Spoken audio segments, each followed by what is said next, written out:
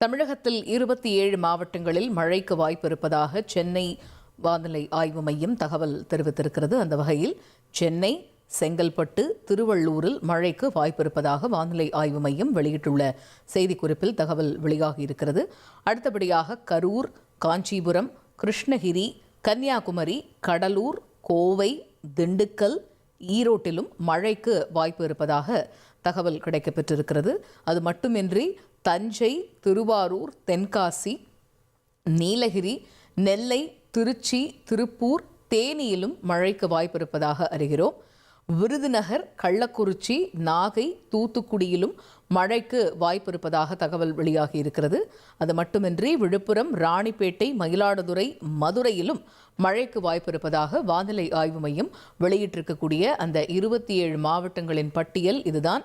இந்த 27 மாவட்டங்களிலுமே இரவு 10 மணி வரை மழைக்கு வாய்ப்பு இருப்பதாக வானிலை ஆய்வு மையம் வெளியிட்டிருக்கக்கூடிய செய்திக்குறிப்பில் தகவல் வெளியாகியிருக்கிறது.